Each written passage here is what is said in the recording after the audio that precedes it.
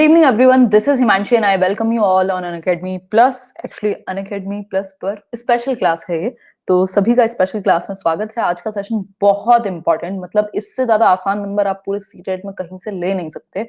और मुझे लगता है कि अगर थोड़ा सा ध्यान से आप समझ लेते हैं तो मुझे लगता है आपके 8 से 10 नंबर 15 में से यहीं से एंश्योर हो जाएंगे इस 1 घंटे में, और ये मिनिमम है। उसके अलावा तो आपकी अपनी क्षमता है कि आप इससे ज्यादा ले पाए। जो भी मेन इंपॉर्टेंट टॉपिक्स हैं उनको हम रिवाइज कर लेंगे। ठीक है बात। तो स्टार्ट करते हैं। आप लोग आ जाइए, एक बार ज्वाइन कर लीजिए। हाँ, मेरी बैक टू बैक क्लासेस थी एक्चुअली। अभी 15 मिनट 20 मिनट पहले मेरी क्लास खत्म हुई है 3:35 के अराउंड ही। फिर उसके बाद मैं थोड़ा खाना खाने चली गई थी, लेट तो हो ही गया। बट आज का सेशन बहुत इंपॉर्टेंट रहेगा, बहुत अमेजिंग नोट्स से पढ़ेंगे एकदम बढ़िया तरीके से। आप लोग ज्वाइन कर लीजिए। अभी मैं लिंक शेयर कर देती हूँ और पीडीएफ इंपोर्ट कर देती हूँ। फिर हम लोग आगे बढ़ेंगे। ये 1 घंटे का रिवीजन हिंदी के लिए सीटेट में 15 में से 10 दिला सकता है। आपको पावर इसमें है, बाकी आपकी थोड़ी सी अपनी अंडरस्टैंडिंग भी काम आएगी कि आपका जो प्रीवियस नॉलेज है वो थोड़ा बहुत काम आएगा। तो ये पहली बार है जब शायद आप मेरे साथ हिंदी पेडागोजी पढ़ रहे होंगे टॉपिक्स को। तो आप लोग शांति से पढ़िएगा, मजा बहुत आने वाला है। मतलब कुछ भी ऐसा नहीं है जो बहुत ज्यादा मुश्किल लगे आपको, बस कुछ कुछ चीजें हैं जो आपको पता होनी चाहिए। पीडीएफ आपके सामने है। हिंदी पेडागोजी मास्टर रिवीजन रहेगा। क्या क्या हम डिस्कस करने वाले मैं आपके सामने इंट्रोड्यूस कर देती हूँ। और बहुत इंपॉर्टेंट सेशन रहेगा। भाषा अर्जन एवं अधिगम समझेंगे, जहां से कई क्वेश्चन आ जाते हैं। इसके अलावा भाषा के विविध रूप, मातृभाषा, राष्ट्रभाषा, फिर इससे रिलेटेड क्वेश्चंस। जीन पियाजे ने क्या कहा है, वाइगॉस्की ने क्या कहा है लैंग्वेज पे, फिर इन दोनों में क्या कंफ्यूजन रहती है, नॉम चॉम्स्की ने क्या कहा है, उससे रिलेटेड क्वेश्चन। शिक्षण जो है त्रिआयामी प्रक्रिया है, यानी ट्राइपोलर प्रोसेस है। इस पे एक क्वेश्चन सीडीपी में भी आ चुका है। इसके अलावा शिक्षण के सूत्र जो हैं, शिक्षण सहायक सामग्री, जहां से 2 से 3 क्वेश्चन मिनिमम आते हैं, उससे फिर रिलेटेड मैं कुछ क्वेश्चंस भी डिस्कस करूंगी। मूल्यांकन एवं उपचारात्मक जो एक अधिगम शिक्षण है उसकी बात करेंगे, जिसमें कई सारी चीजें शामिल होंगी। पोर्टफोलियो, ये सब कुछ चीजें मैं आपको क्वेश्चंस के माध्यम से भी बताऊंगी। इसके अलावा अगर मैं बात करूं भाषा के जो कौशल हैं, 4 बेसिक स्किल्स, सुनना, बोलना, पढ़ना, लिखना, इन पर बात करेंगे। लेखन के प्रकार जो हैं, श्रुत लेख से एक क्वेश्चन बहुत बार आता है। इसके अलावा अगर मैं बात करूं, बहुत बढ़िया आप लोगों ने एकदम अपवोट करके एकदम एनर्जी बढ़ाई हुई है, और आप लोग अच्छा एक रिस्पॉन्स दे करके जाइएगा, मतलब एक बहुत बेहतर फीडबैक देके जाइएगा। अगर सेशन आज का पसंद आए, मैं पूरी कोशिश करूंगी 1 घंटे में आप बहुत कुछ सीख के जाएं। तो स्टार्ट करेंगे। फिर भाषाई विकार, अफेजिया, डिसलेक्सिया, डिस्ग्राफिया, यहाँ से भी एक क्वेश्चन जरूर आता है आपके सामने। बहुभाषिकता से एक क्वेश्चन जरूर आता है।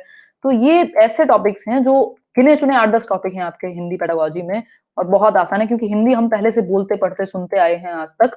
जिनको हिंदी मुश्किल भी लगती होगी उनके लिए भी आसान बन जाएगा। तो स्टार्ट करेंगे आज का सेशन। आप लोग अभी कर लीजिए ज्वाइन। आप लोग कर ही रहे हैं, अभी भी ज्वाइन कर लीजिए। मैं थोड़ा लिंक भी शेयर कर देती हूँ ये वाला, और फिर कंटिन्यू करते हैं। वो मैं बता चुकी हूँ आपको क्या क्या करने वाले हैं। इसके अलावा मैं इतने लिंक शेयर करती हूँ, इतने आप लोग अगर अनअकैडमी प्लस पर, वहां मैं इंग्लिश पेडागोजी का एक कंप्लीट रिवीजन बैच लेकर के चल रही हूँ। आज से स्टार्ट हुआ है, बहुत मजा आया आज के सेशन में। 8 जून टू 30 जून, और ये मंडे टू फ्राइडे सेशन है आपके 1.5 घंटा यानी 90 मिनट्स का daily, Monday to Friday, Saturday Sunday off है। और 2 बजे से 3 साढ़े 3 तक। इसमें अगर आपकी इंग्लिश पेडागोजी बहुत कमजोर है तो ये चैप्टर वाइज रिवीजन है विद क्वेश्चंस। तो मुझे लगता है कि आपको दिक्कत नहीं आएगी, एकदम बिल्कुल पीसफुली, थोड़ा सा स्लो चल के, क्योंकि सबकी स्पीड उतनी नहीं होती कि वो कोप अप कर पाए। ये हिंदी पेडागोजी रिवीजन है, स्पीड थोड़ी सी तेज रखेंगे बट कल से कम रखेंगे। ठीक है, बिल्कुल। बहुत बढ़िया। जितने भी लोग यूट्यूब पर जुड़े हुए हैं या जैसे भी आप लोग, कई लोग अनअकैडमी पर भी जुड़े होंगे। अब मुझे एक बात बता दीजिए, ऑडियो वीडियो क्लियर है या नहीं? यस और नो, एक बार पोल लेके बताओ। ज्वाइन कैसे करें? अनअकैडमी प्लस पर जाओगे या लिंक आपको मिल जाएगा कहाँ? मैं कोर्स का लिंक आज टेलीग्राम पर भी शेयर कर दूंगी। चलिए, क्लियर है। 2% लोगों को आवाज क्लियर नहीं है, ऐसा कैसे हो सकता है भाई? चलिए चलिए, बहुत बढ़िया। सीडीपी का मैंने परसों ली थी आपकी जो मास्टर रिवीजन क्लास थी सीडीपी की।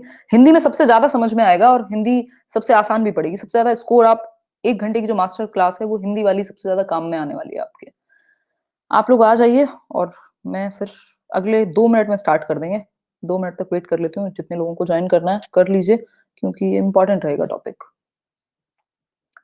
टॉपिक बहुत इंपॉर्टेंट रहेगा, मजा आएगा सीखने में। मैं फुल एनर्जी के साथ भरी हुई हूँ एकदम।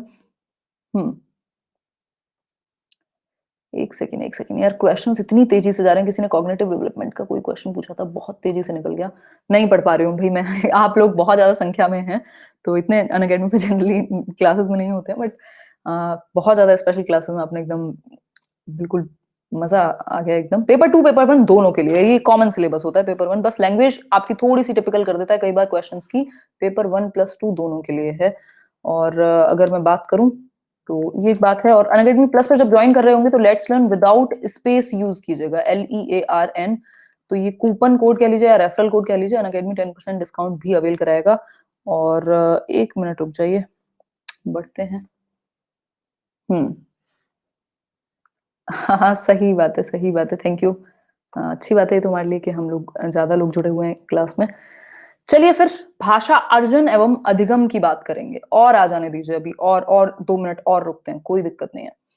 2 मिनट और रुकते हैं, कोई दिक्कत नहीं है, क्योंकि ये तो मैं करा दूंगी, इसको कंप्लीट करा के आराम से तभी हटेंगे।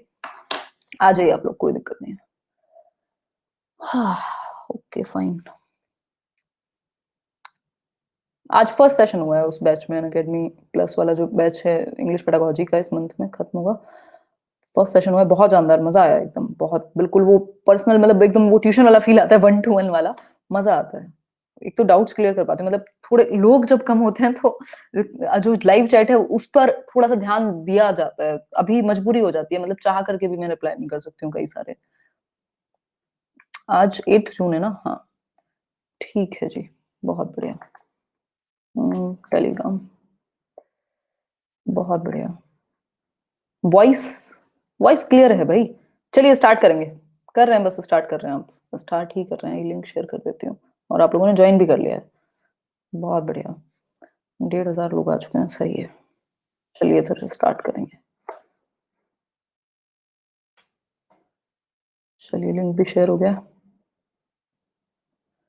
अब ध्यान दीजिएगा, बिल्कुल कोशिश कीजिएगा अगले 1 घंटे सबसे दुनिया से चले जाइए, मतलब अलग हो जाइए। अब चक्कर में मत पड़िएगा किसी भी चीज के, आसपास के अपने माहौल को, ठीक है? क्योंकि आपको फोकस करना पड़ेगा। रिवीजन क्लासेस हैं तो मेरी स्पीड थोड़ी ज्यादा ही रहेगी, है ना? रिवीजन का मतलब ही वो है। चलिए समझते हैं, देखिए 1080 है सीमा, आई थिंक, जो आउटर आफ्टर डिस्काउंट है। लेट्स लर्न का रेफरल कोड यूज करोगे उसके बाद वर्थ रहेगा बिल्कुल, मतलब अगर ज्वाइन कर पा रहे हो तो कोई दिक्कत नहीं है। भाषा अर्जन एवं अधिगम, भाषा अर्जन एवं अधिगम की अगर मैं बात करूं तो हमने इंग्लिश में बात की थी लैंग्वेज एक्विजिशन और लर्निंग। तो जो इंग्लिश मीडियम वाले हैं, अर्जन का मतलब है एक्विजिशन और अधिगम का मतलब है लर्निंग। अधिगम हमेशा आपको एफर्ट मार करके, प्रैक्टिस अभ्यास करके आता है, और इसके लिए आपको स्कूल या किताबों की जरूरत पड़ सकती है। अर्जन के लिए आपको किसी किताब की जरूरत नहीं है, आप अपने घर से भाषा को एक्वायर कर लेंगे, अर्जित कर लेंगे। भाई आप, बच्चे ने जन्म लिया परिवार में, जो भी आसपास लोग बोल रहे हैं वो धीरे धीरे उसको अर्जित करने लगेगा, एब्जॉर्ब करने लगेगा, ग्रहण करने लगेगा, अधिग्रहण हो जाएगा भाषा का। उसने कोई अलग से किताब नहीं पढ़ी, कोई वो स्कूल में नहीं गया, कोई व्याकरण की किताब नहीं पढ़ी, यहाँ से भाषा बोली जा रही है, किसी ने बेटा बोला उसने बेटा उठा लिया, मतलब ये धीरे धीरे उसकी जो भाषा है वो विकसित होने लगती है, यानी वो अर्जित कर लेता है लैंग्वेज को। इसमें ये क्या है, ये अवचेतन प्रोसेस है, या अचेतन भी कह देते हैं कई लोग, मतलब सब कॉन्शियस है, कॉन्शियस नहीं है। ये आपकी चेतन होती है, जिसमें आप स्कूल जाकर के दूसरी भाषा जब सीखते हैं तो उसमें आपको व्याकरण या टेक्स्ट बुक यानी पुस्तक की भी जरूरत पड़ेगी, बट यहाँ आपको किसी फॉर्मल सेटिंग की जरूरत नहीं होती। यहाँ आप बस एनवायरमेंट में हैं और आपके अंदर एक इनेट एबिलिटी है, एक आंतरिक क्षमता है, जिसके कारण आप भाषा को एक्वायर कर लेते हैं, अर्जित कर लेते हैं अपने एनवायरमेंट से। और ये आपकी मातृभाषा होती है ज्यादातर केस में, या तो आपकी पहली भाषा, अभी आपकी मातृभाषा ही होगी जनरली। तो आपको कंफ्यूज ना करने के लिए मैं सिर्फ कहूंगी कि आप मातृभाषा याद रखिए, बाकी सब भूल जाइए। तो मातृभाषा आप हमेशा अर्जित करते हैं, और कोई भी दूसरी भाषा, चाहे वो अंग्रेजी हो या कोई भी आपकी फॉरेन लैंग्वेज हो, उसको आप क्या करते हैं, अभ्यास करके अधिगम करते हैं। व्यवहार में परिवर्तन होगा एफर्ट करके, ठीक है? तो ये मेन बड़ा डिफरेंस है। मनुष्य, जो मानव शिशु में आंतरिक क्षमता है, आपके अंदर जो आंतरिक क्षमता है उसके कारण आप भाषा को अर्जित करते हैं। यहाँ आपको भाषा की पुस्तक भी आएगी, यहाँ व्याकरण भी आएगा, यहाँ आपका स्कूल भी आएगा, क्लास में भी बैठोगे, है ना? पूरा एक तामझाम जुड़ेगा। लेकिन यहाँ आपने घर से, बच्चा अगर स्कूल आएगा अर्ली चाइल्डहुड के बाद, अर्जन जो है वो 2 से 6 वर्ष के बीच बहुत तेजी से होगा। इसके बाद दूसरी भाषा को अर्जित करना मुश्किल हो जाता है, ठीक है बात? तो ये कह सकते हैं कि जब बच्चा स्कूल आता है तो वो मातृभाषा की समझ लेकर के आता है, अपनी जो मदर टंग है उसमें वो पूरा कम्युनिकेशन कर सकता है, तो एक भाषा की समझ वो लेकर के पहले से आता है, ठीक है? अर्ली चाइल्डहुड कह सकते हैं, पूर्व बाल्यावस्था 2 से 6 वर्ष। अब अगर मैं बात करूँ, तो यहाँ बात चॉम्स्की की आ जाती है। मैं उनका छोटा-सा आइडिया आपके साथ शेयर करूँगी, उसके बाद हम थोड़ा-सा उसको डिटेल में समझेंगे, जब हम तीनों को एक साथ पढ़ेंगे, पियाजे, वाइगोस्की और चॉम्स्की को। अगर मैं बात करूँ तो नोम चॉम्स्की ने कहा है, मानव शिशु में आंतरिक क्षमता है भाषा को ग्रहण करने की या अर्जित करने की। मतलब आपको बिना किताबों के, बिना व्याकरण के, आप अपने एनवायरनमेंट से, आप अपने पर्यावरण से क्या कर लेते हैं? अर्जित कर लेते हैं भाषा को, ऐसा चॉम्स्की कहते हैं, ठीक है? यहां से कोई बफरिंग नहीं है, सब कुछ क्लियर है। आ जाइए जयप्रकाश जी, बहुत बढ़िया। भाषा के विविध रूप हैं। भाई अगर हम देखें तो यहाँ अगर मेनली हम 2 रूप की बात करें तो एक है मातृभाषा। मातृभाषा क्या है? हमारी हिंदी मान लेते हैं, हम इंडिया में रह रहे हैं, हिंदी हो सकती है, किसी की पंजाबी भी हो सकती है, तमिल भी हो सकती है। ये हमारी मातृभाषा है। मातृभाषा हमारी पहली भाषा जो हम अपने घर में एनकाउंटर करते हैं, जो हमारी माँ की बोली कह सकते हैं या हमारे घर में जो बोली जाती है ना, ये मातृभाषा, माँ की बोली, ठीक? तो ये सिंपल सी बात हुई, जो भी पहली भाषा आपके घर में बोली जाती है उसको हम मातृभाषा कहेंगे। एक होती है टारगेट लैंग्वेज, जिसको हम लक्ष्य भाषा कहते हैं, यहां लिख देती हूँ, जिसको हम लक्ष्य भाषा कहते हैं। लक्ष्य भाषा वो भाषा है जिसको आप सिखाना चाहते हैं, चाहे वो इंग्लिश हो सकती है या वो कोई भी और लैंग्वेज, ठीक? जिसको टारगेट लैंग्वेज इंग्लिश में कहते हैं। दूसरी बात हो रही है राष्ट्रभाषा की। राष्ट्रभाषा क्या है? राष्ट्रभाषा क्या है? बताइए एक बार। अब एक सिंपल सा क्वेश्चन बताना, हिंदी हमारी राष्ट्रभाषा है कि नहीं? हिंदी हमारी राष्ट्रभाषा है कि नहीं? यस और नो पोल दे रही हूं मैं आपको, यहां मत लिखना, पोल लेकर के बताओ यस और नो। हिंदी हमारी राष्ट्रभाषा यानी नेशनल लैंग्वेज है कि नहीं? पोल में आंसर कीजिए। हम्म। पेन का कलर यार ये ठीक दिखेगा आपको इसमें, ये वो वाली स्लाइड नहीं है, दिख जाएगा यहाँ मेरे ख्याल में तो दिख जाएगा, बाकी देख लेंगे, जरूरत पड़ी तो कर लेंगे, हो जाएगा कलर तो चेंज। बताओ एक बार। बिल्कुल डॉली, बात आपकी सही है, हिंदी हमारी राजभाषा है, ना कि राष्ट्रभाषा, ठीक है? इसको दर्जा मिल ही नहीं पाया राष्ट्रभाषा का, क्योंकि हिंदी को हम 15 साल बाद, इंग्लिश को हम 15 साल बाद हटा ही नहीं पाए, ठीक है? तो ये बहुत बड़ी कंफ्यूजन है अपने आप में, इसको ध्यान में रखेंगे हम। मातृभाषा, मातृभाषा को हमने समझा। मातृभाषा, बच्चे की जो प्राथमिक शिक्षा है वो मदर टंग में यानी मातृभाषा में होनी चाहिए, जो भाषा वो पहले से जानता है, पूर्व ज्ञान से आप जोड़ेंगे, अगर नई भाषा भी सिखाएंगे तो मातृभाषा का सहयोग लेंगे, फैसिलिटेट करेगी जो नई लैंग्वेज है, नई लैंग्वेज को सीखने में मातृभाषा सुविधा प्रदान करेगी, तो ये बाधा नहीं होती है, ये भी ध्यान में रखेंगे। राष्ट्रभाषा क्या है? राष्ट्रभाषा कोई नहीं है, राजभाषा है हमारी हिंदी, ऑफिशियल लैंग्वेज, और एसोसिएट ऑफिशियल लैंग्वेज है इंग्लिश। तो राष्ट्रभाषा हिंदी नहीं है, राजभाषा है, ठीक? सिंपल बात। अगर मैं बात करूं यहां तक का, अगर एक क्वेश्चन पूछ ले हम, मतलब एक क्वेश्चन करें अगर, तो पोल लेके आंसर कीजिएगा, पहले क्वेश्चन पढ़िए, कोई जल्दीबाजी नहीं। बच्चे अपनी मातृभाषा का प्रयोग करते हुए हिंदी भाषा की कक्षा में अपनी बात कहते हैं, यह बात डैश है, कैसी है? स्वाभाविक है, निंदनीय है, विचारणीय है, अनुचित है। 4 ऑप्शंस हैं, एक आपको चूज करना है। पोल में आप एबीसीडी में से एक पे टिक करेंगे, क्लिक करेंगे, पता लग जाएगा कितने परसेंट लोग। बहुत बढ़िया, अच्छा लग रहा है, अभी तक तो किसी ने भी गलत आंसर नहीं दिया है, ये अपने आप में ही बहुत ही रोचक बात है।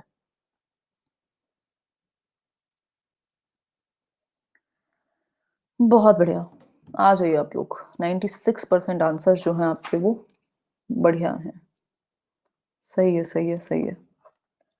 96% मतलब आंसर क्या दे रहे हैं आप लोग? बच्चे अपनी मातृभाषा का प्रयोग करते हुए हिंदी भाषा की कक्षा में अपनी बात कहते हैं, ये स्वाभाविक बात है। हमने अभी समझा था कि बच्चा अपनी जो मातृभाषा है, जो उसकी मदर टंग है, जो उसकी पहली भाषा है, जो उसके घर में बोली जाती है, होम लैंग्वेज, वो 1,500 से ऊपर लोग हैं। अगर मैं बात करूं तो मातृभाषा का प्रयोग करते हुए हिंदी भाषा की कक्षा में बच्चा अपनी भाषा में अपनी बात को कहेगा। टीचर ने कुछ पूछा और आपने अपनी मदर टंग, मान लीजिए आपको हिंदी आती थी, आपने हिंदी में जवाब दे दिया, तो ये स्वाभाविक है, ये नेचुरल है, इसको आप कभी भी गलत नहीं कहेंगे। ये क्या है? नेचुरल है, मातृभाषा यानी मदर टंग का प्रयोग। जो इंग्लिश मीडियम वाले भी हैं, अगर वो थोड़ा सा भी समझेंगे तो बहुत आसान है, हिंदी में नंबर गेन करना सबसे आसान है, कुछ भी अलग या नया नहीं है, बस आपको रिवीजन करके ठीक समझनी है चीजें। अब हम बात करते हैं जीन पियाजे ने भाषा के बारे में क्या कहा है। लेव वाइगॉस्की ने भाषा के बारे में क्या कहा है, दोनों में डिफरेंस क्या है, नॉम चॉम्स्की ने लैंग्वेज के बारे में क्या कहा है, तीनों को समझेंगे और फिर क्वेश्चन करेंगे इनसे रिलेटेड, फिर नेक्स्ट टॉपिक पर चलेंगे। आज मुझे बहुत सारे टॉपिक्स आपको कराने हैं जितने भी इंपॉर्टेंट हैं, इसमें 8-10 टॉपिक, बिल्कुल निचोड़ है ये। जीन प्याजे की अगर मैं बात करूं, रिफ्रेश कर लीजिए, यहां से कोई बफरिंग नहीं है। जीन प्याजे कहते हैं जो आपका संज्ञानात्मक विकास है, जो आपका संज्ञानात्मक विकास क्या होता है, जो आपकी मेंटल स्किल्स, मानसिक क्षमताएं, आपकी डिसीजन लेने की जो पावर है, आपका तर्क करने की जो क्षमता है, रीजनिंग की, समस्या समाधान करने की, मतलब जिसमें दिमाग का इस्तेमाल हो, वो सभी मेंटल स्किल्स। तो आपके संज्ञान का, आपकी पूरी समझ का जो डेवलपमेंट है, संज्ञानात्मक विकास पर भाषा निर्भर करती है। जितना अच्छा संज्ञानात्मक विकास जैसे जैसे बच्चे का होता जाएगा, वैसे वैसे उसकी भाषा भी अच्छी होती जाएगी। ऐसा कहते हैं कौन? जीन प्याजे। और ये सच्चाई भी है, कॉग्निटिव डेवलपमेंट से ही जुड़ी हुई है, यानी संज्ञानात्मक विकास का ही हिस्सा है लैंग्वेज डेवलपमेंट, भाषा विकास। ठीक है बात, ये बात क्लियर हो गई यहां तक की। अब मैं अगर बात करूं, ध्यान से समझिएगा, ये बहुत माइन्यूट से पॉइंट्स हैं, एक एक नंबर यूं ही चले जाएंगे। वॉइस सुनाई नहीं दे रही, बताओ एक बार, वॉइस की प्रॉब्लम है क्या कुछ? वॉइस क्लियर है तो यस, नहीं तो नो, फटाफट से बताओ, क्योंकि बीच में अगर आप लोग इंटरप्ट करोगे तो प्रॉब्लम हो जाएगी। क्लियर है, यस और नो? देखो एक बार पोल लो फटाफट से, रिफ्रेश कर लो, रिफ्रेश कर लो। जिनको आवाज नहीं आ रही इसका मतलब उनके कनेक्शन में प्रॉब्लम है, उनका कनेक्शन स्लो है। वॉइस क्लियर है, ठीक है, मैं समझ गई आपकी बात। हाँ, एकदम क्लियर है, चलिए फिर तो कोई दिक्कत ही नहीं है, समझते हैं। देखो, जीन प्याजे कहते हैं संज्ञानात्मक स्तर पर निर्भर है भाषा का विकास।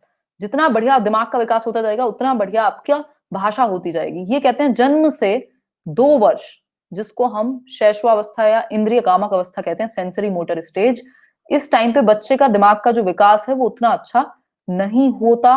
वो सिंबल्स, यानी कि सिंबल्स को क्या कहते हैं हिंदी में, एक बार लिख के बताओ यार, सिंबल्स को क्या कहते हैं? बेसिकली सिंबल्स का इस्तेमाल करता है लैंग्वेज की जगह, प्रतीकों को वो समझने लगता है, प्रतीकात्मक प्रतीकों का इस्तेमाल करता है, प्रतीकात्मक भाषा का इस्तेमाल करता है। वो बोलना अभी उतना तो बहुत ज्यादा यूज नहीं करता बोलने को, ठीक है, भूख लगी है तो वो रोएगा या जो भी करेगा। इसके बाद 2 से 6 वर्ष में जो प्री ऑपरेशनल पीरियड है, जिसको अर्ली चाइल्डहुड कह रहे हैं हम, जिसको पूर्व संक्रियात्मक अवस्था कह रहे हैं, वहां एक प्रकार की भाषा डेवलप होती है बच्चे में, उसको कहते हैं ईगो सेंट्रिक स्पीच, यानी अहम केंद्रित वाक। ये जो अहम केंद्रित वाक है आपका, ये ईगो सेंट्रिक स्पीच हो गई हिंदी में। एक नंबर में हमेशा पूछा जाता है, ध्यान से आंसर कीजिएगा। ईगो सेंट्रिक स्पीच है ये, अहम केंद्रित वाक, मतलब वो कहते हैं कि बच्चा क्या है, सेल्फ सेंटर्ड है, यानी स्व केंद्रित है, दूसरे के पर्सपेक्टिव को वो देख ही नहीं पाता। मतलब सेल्फ सेंटर्ड है, खुद को सेंटर में रखता है, इसलिए वो खुद से ही बोल बोल के बात करेगा, और इसका कोई यूज नहीं है, इसका कोई यूज नहीं है। एक मिनट, एक मिनट, एक मिनट, ठीक है ना ग्रीन, इसमें कोई दिक्कत थोड़ी है, सही से दिख रहा होगा। ठीक है, ठीक है आशीष। तो स्व केंद्रित यानी सेल्फ सेंटर्ड है बच्चा, खुद को ही सेंटर में रखेगा। सब फिर से समझते हैं। देखो ये बच्चा है, ठीक, 2 से 6 वर्ष का बच्चा है, ये खुद से बोल बोल के बात करेगा, ठीक, और इसको हम ईगो सेंट्रिक स्पीच कहते हैं या अहम केंद्रित वाक कहते हैं प्याजे की भाषा में, 2 से 6 वर्ष में, ठीक। तो प्याजे कहते हैं कि इसका कोई यूज नहीं है, this is of no use, इसका कोई भी योगदान नहीं है भाषा। ये जो अहम केंद्रित वाक है, बच्चा स्व केंद्रित है, सेल्फ सेंटर्ड है, इसलिए वो ऐसा करता है, इसका कोई इस्तेमाल नहीं है, इसका कोई फायदा नहीं है, ऐसा प्याजे कहते हैं। क्लियर हो गई बात? इसी अहम केंद्रित वाक को वाइगॉस्की ने निजी वाक कहा है। निजी मतलब प्राइवेट स्पीच, प्राइवेट स्पीच। और उन्होंने कहा है ये जो प्राइवेट स्पीच है ये बहुत काम की है, इससे बच्चा खुद को दिशा निर्देश देता है, दिशा निर्देश देगा, सेल्फ डायरेक्शन देगा। भाई जब बच्चा मान लो एक ट्रेन के कुछ डब्बे जोड़ते हुए वो खुद से बात करे, अरे इसको ऐसे लगाऊंगा फिर मेरी गाड़ी ऐसे जाएगी, छुक छुक छुक छुक, मतलब प्याजे के लिए तो वो ईगो सेंट्रिक स्पीच है जो किसी काम की नहीं है। लेकिन वाइगॉस्की कहेंगे ये प्राइवेट स्पीच है, ये निजी भाषण है, जिसका बच्चा यूज करके, ये निज भाषण का यूज करके बच्चा खुद को गाइडेंस देता है, जिससे उसका संज्ञानात्मक स्तर बेहतर होगा। तो आपको ध्यान रखना है, प्याजे ने अहम केंद्रित वाक को इंपॉर्टेंस नहीं दी और वाइगॉस्की ने उसको प्राइवेट स्पीच कह करके बहुत ज्यादा इंपॉर्टेंस दी है। तो ये एक सिंपल बात हो गई। और ये कब होगी? ये 2 से 6 वर्ष पूर्व संक्रियात्मक अवस्था, प्री ऑपरेशनल स्टेज में अहम केंद्रित वाक आता है। ठीक है, ये प्राइवेट स्पीच भी 3 साल के आसपास ही है। ठीक, क्लियर? अब लेव वाइगोस्की पर आते हैं। लेव वाइगोस्की ने क्या कहा है? लेव वाइगोस्की ने एक तो ये कहा है कि भाषा क्या है? एक टूल है, एक यंत्र है। Language is a tool to cognitive development. संज्ञान यानी उसकी बुद्धि, उसका समझ का विकास करने के लिए भाषा एक यंत्र का काम करेगी, लैंग्वेज एक टूल का बात करेगी। ठीक है? नहीं, अभी मैं समझाऊंगी तीनों स्पीच में क्या अंतर है, प्राइवेट में, साइलेंट इनर में, और इनको क्या कहते हैं। अब लेव वाइगोस्की क्या कहते हैं? बालक भाषा अपने परिवेश से अंतः क्रिया करते हुए सीखता है। मतलब वाइगोस्की कहते हैं, भाई वो कहते हैं ना, उनका सामाजिक सांस्कृतिक सिद्धांत है कि जो बच्चा है वो अपने परिवेश से अंतः क्रिया करेगा, यानी इंटरैक्ट करेगा। भाई दो लोग मिले, वो समाज में था, अपनी मम्मी के साथ बाजार गया था, वहां लोग मिले, उसे बात हो रही है मम्मी के सामने, वो भी थोड़ा बहुत हाँ जी या कुछ उससे पूछा किसी ने, तो वो इंटरैक्ट करेगा, थोड़ा बहुत इमिटेट भी करेगा। ठीक, तो इसमें मेन मेन जो वर्ड है वो है इंटरेक्शन, अंतः क्रिया। लोगों से मिलजुल के आप समाज से सीखते हैं ना। इनके अनुसार निजी भाषा बालक के संज्ञानात्मक विकास में सहायक होती है। अब हमने दो चीजें सीखी। प्याजे कह रहे थे संज्ञानात्मक विकास के कारण भाषा आती है, लेकिन वाइगोस्की कह रहे हैं कि भाषा से संज्ञानात्मक स्तर अच्छा होगा, मतलब टूल है संज्ञानात्मक स्तर को बेहतर करने का, समाज से सीखी है। ठीक, इनके अनुसार निजी भाषा बालक के संज्ञानात्मक विकास में सहायक होती है। जो प्राइवेट स्पीच है, जिसको प्याजे ईगो सेंटर कह रहे थे, अहम केंद्रित कह रहे थे कोई काम की नहीं है, इन्होंने कहा कि भाई बहुत काम किए, इससे बच्चे का जो संज्ञानात्मक स्तर है, कॉग्निटिव लेवल है जो उसके दिमाग का, वो बेहतर होगा। तो ये क्या हो गई? दिशा निर्देश करेगा बच्चा, खुद को बोल बोल के, खुद से जब बात करता है तो वो खुद को ही निर्देशन देता है। देखो मैं थोड़ी सी स्लो चल रही हूं अभी, लेकिन उसका रीजन यही है कि मुझे पता है कि आगे वाली चीजें आसान है, ये भारी चीज है। ये जो अगले 5 से 10 मिनट होंगे ये बहुत इंपॉर्टेंट है, उसके बाद तो लड्डू चीजें हैं। हालांकि मैंने बहुत सारे टॉपिक को इन्वॉल्व किया है, लेकिन ये सबसे इंपॉर्टेंट है और सबसे भारी है। यहां से क्वेश्चन कोई रोक नहीं सकता दुनिया में, सीटेट। ठीक, दिशा निर्देशन। याद करोगे ये वाली जो 1 घंटे की क्लास है ना, पेपर में बैठ के, दिशा निर्देशन। दिशा निर्देशन बेसिकली सेल्फ डायरेक्शन, खुद को गाइड करेगा बच्चा बोल बोल के। इसके लिए अब मैं आपके सामने एक क्वेश्चन प्रस्तुत कर देती हूँ। ये क्वेश्चन है आपके सामने, पहले इसको देखिए। जिगसॉ पहेली को करते समय 5 वर्ष की नजमा, 5 वर्ष की बच्ची है नजमा, ये जिगसॉ पजल, ये आपको सीडीपी में भी मिल जाएगा और ये आपको हिंदी में भी मिलेगा, टॉपिक कॉमन है। क्योंकि जिगसॉ पजल नहीं होता वो जो मैच करते रहते हैं बच्चे, उसमें अलग अलग कलर्स होते हैं चारों तरफ। जिगसॉ पहेली को सॉल्व करते समय 5 वर्ष की नजमा है एक, ठीक है बात, स्वयं से कहती है नीला टुकड़ा कहाँ है, मतलब ब्लू जो उसका जो भी एक ब्लॉक है वो कहाँ है। अभी लिखो मत, पोल दूंगी मैं, पहले समझो, पढ़ो एक बार। नीला टुकड़ा कहाँ है? फिर उसके बाद वो कहती है नहीं ये वाला नहीं, मतलब उसको मान लो रेड मिल गया तो उसने कहा अरे ये वाला नहीं, वो नीले वाला, वो गाढ़े रंग वाला, जिससे है जूता पूरा किया जाएगा, मतलब जो पजल है वो पूरी की जाएगी। वो बना रही है ना उसमें ब्लॉक्स भर भर के। तो बच्चा गेम खेलते हुए अपने आप को क्या बोल रहा है? खुद से ही बात कर रहा है, किसी और से नहीं।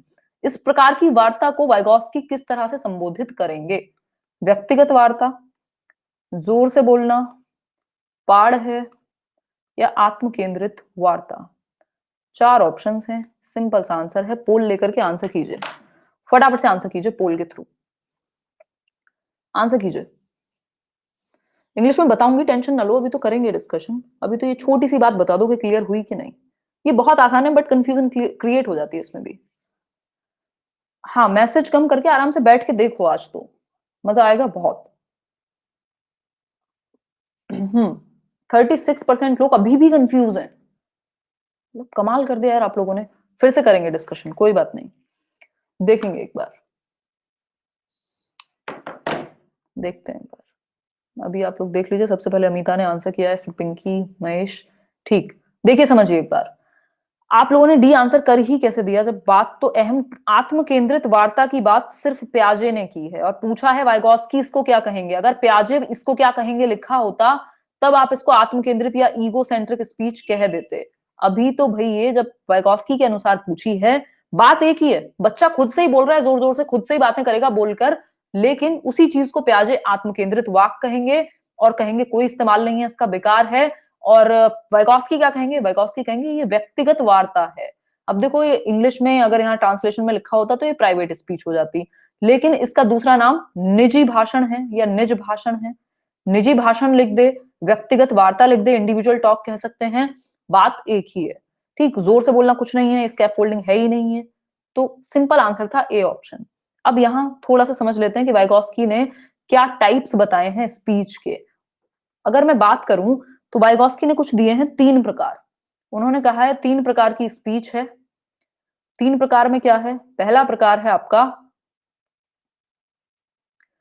सोशल स्पीच, सामाजिक वाक। इंग्लिश में लिख देती हूं, बस आप हिंदी में इसको समझ लीजिएगा। सोशल स्पीच, 2 साल के आसपास बच्चा बोलना शुरू कर देता है ना, एक एक दो दो वर्ड, तो ये 2 इयर्स की एज में।